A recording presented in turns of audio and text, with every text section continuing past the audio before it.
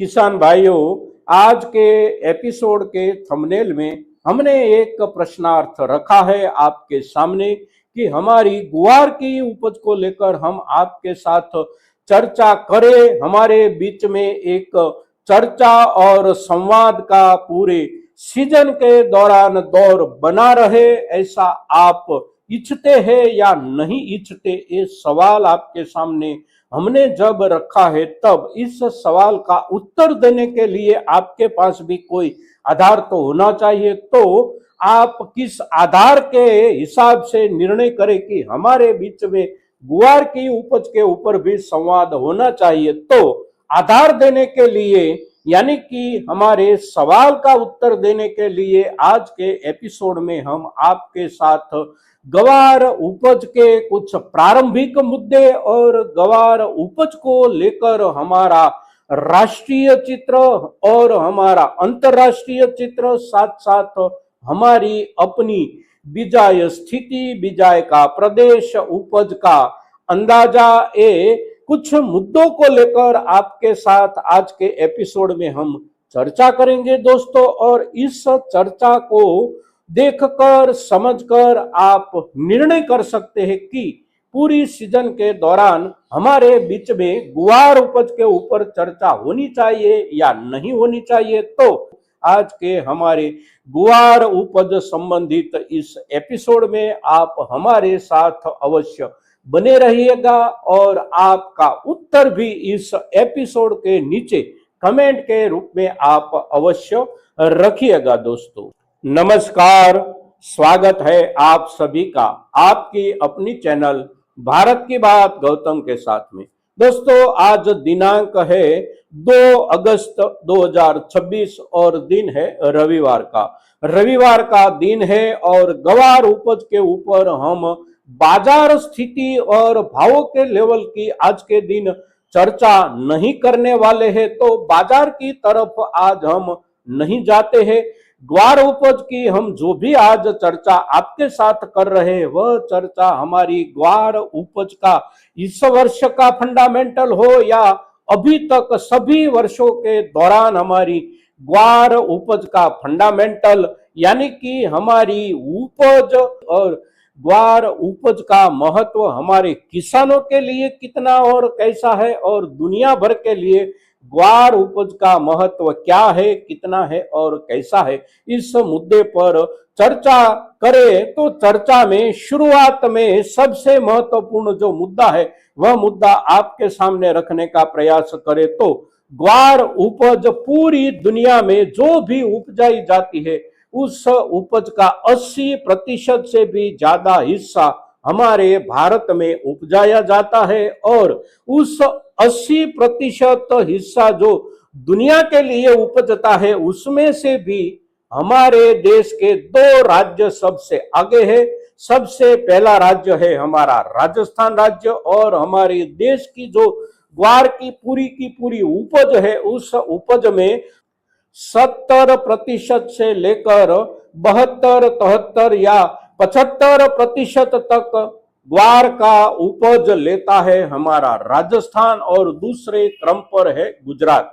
तो गुजरात और राजस्थान में से भी राजस्थान की खरीफ बुआई का सभी उपजों में सबसे ज्यादा उपज का हिस्सा जो भी है, वह 2-3 उपजों में से एक उपज है ग्वार की उपज। और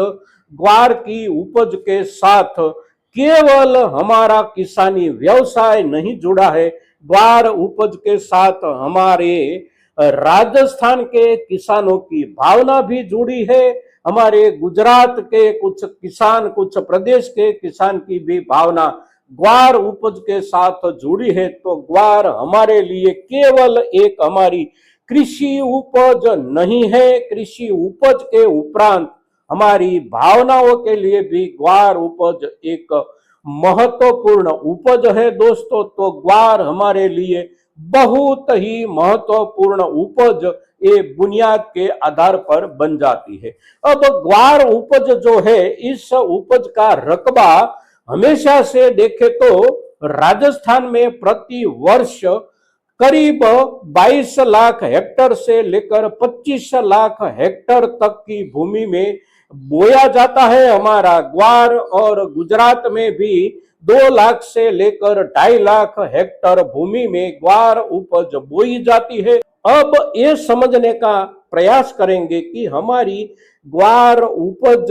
दुनिया के लिए इतनी महत्वपूर्ण क्यों हो गई है। तो हमारी ग्वार उपज में से एक तत्व जो मिलता है वह तत्व है ग्वार गम। और ग्वार गम का उपयोग बहुत ही ज्यादा जगहों पर और बहुत ही विस्तृत रूप से और बहुत विस्तृत और विविध ढंग से होने का दुनिया भर में कई वर्षों से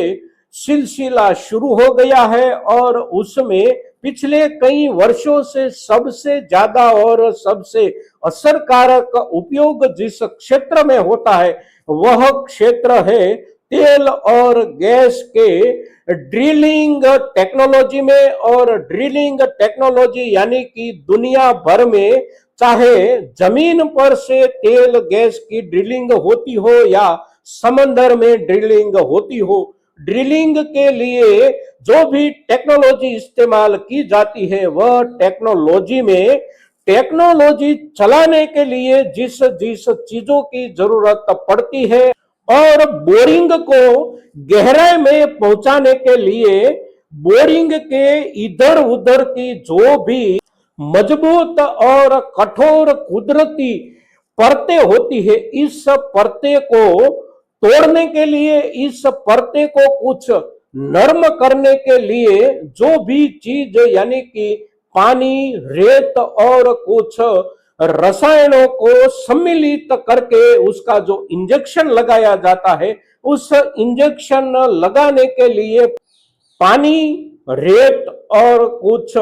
रसायनों का एक संयोजन जो बनाया जाता है, उस संयोजन को मजबूती से बांध कर रखने के लिए, मजबूती से जोड़ कर रखने के लिए, उस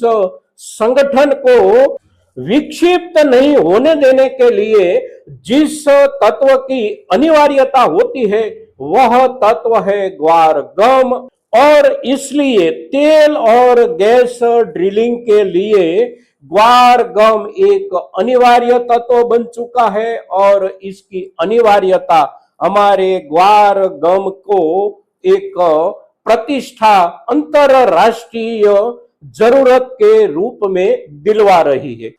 फिर दूसरे कौन कौन से क्षेत्र में इसका उपयोग होता है, तो दूसरे जो भी क्षेत्र है वह क्षेत्र में एक क्षेत्र है हमारा खाद्य प्रसंस्करण उद्योग। खाद्य प्रसंस्करण जो भी है हमारा, उसमें से कुछ ऐसे खाद्य प्रसंस्करण है जैसे कि आइसक्रीम हो, आइसक्रीम के पश्चात ब्रेड जैसी चीजें हो, सूप हो, सॉस हो, ये सभी बनावटें जो है ये खाद्य प्रसंस्कृत बनावटों के लिए महत्वपूर्ण घटक बन जाता है हमारा ग्वार गम। और उसकी जरूरत हमारे देश में तो होती ही है, पूरी दुनिया में होती है। और पूरी दुनिया की जरूरत जो भी है उस जरूरत की आपूर्ति का केंद्र हमारा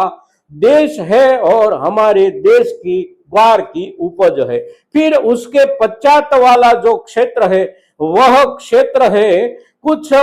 चमड़ा उद्योग कहे, वस्त्र उद्योग कहे और साथ साथ कुछ रसायन उद्योग जैसे कि रंग का उद्योग हो और दूसरे बहुत कुछ रसायन उद्योगों की भी जरूरत होती है ग्वार गम की। तो हमारी ग्वार की उपज पूरी दुनिया के लिए एक अनिवार्य आवश्यकता है और अनिवार्य आवश्यकता होने के चलते उसकी बाजार में एक प्रतिष्ठा है। तो इसी वजह से हमारी ग्वार की जो उपज है वह उपज पूरी दुनिया के कमोडिटी मार्केट में यानी कि एग्री प्रोडक्ट कमोडिटी हमारी जो भी है वह सभी कमोडिटी पैकी 5, 7 या 10 कमोडिटीज अगर हम कुछ अलग थलग करें तो उसमें एक नाम ग्वार कमोडिटी का अवश्य आता है और ग्वार कमोडिटी की उपज यानी कि हमारी ग्वार की उपज के थोक के आंकड़े और हमारी ग्वार उपज की बिजाई के रकबे को लेकर भी हमारे देश में और पूरी दुनिया के कमोडिटी बाजार में एक हलचल अवश्य मच जाती है दोस्तों। और इस वर्ष में हमारे राजस्थान कहे, हमारे गुजरात, हरियाणा, उत्तर प्रदेश, मध्य प्रदेश, आंध्र, तेलंगाना, जहां जहां पर भी कुछ ना कुछ रकबे में ग्वार की बिजाई होती है वह सभी की सभी जगहों पर बिजाई का रकबा अवश्य पिछड़ गया है। तो उसके चलते बाजार में पिछले एक महीने भर से ग्वार की उपज को लेकर खलबली के आधार पर चर्चाएं चल रही है। तो आखिरकार हमारी ग्वार उपज का चित्र इस वर्ष में बिजाई के आंकड़े और बिजाई के पश्चात हमारी उपज संपूर्ण रूप से तैयार होकर हमारे किसानों के घर तक पहुंच जाए तब उसकी क्वालिटी और उसकी उपज का संयुक्त राष्ट्रीय थोक को लेकर बाजार में कैसा माहौल बन सकता है, ये जो मुद्दे हैं ये मुद्दे ग्वार उपज को लेकर ग्वार उपज के साथ जुड़े हुए हमारे सभी के सभी किसानों के लिए बहुत महत्वपूर्ण मुद्दा हो जाता है दोस्तों। तो इस सीजन में ग्वार उपज के ऊपर चर्चा करने के लिए हमारी तरफ से आपको पूछा गया जो सवाल है, इस सवाल का उत्तर आज की चर्चा के पश्चात आपका कैसा बनता है, क्या बनता है, वह उत्तर आप आज के हमारे इस वीडियो के नीचे कमेंट के रूप में अवश्य रखिएगा। ऐसी आप सभी से प्रार्थना के साथ जय हिंद, जय भारत।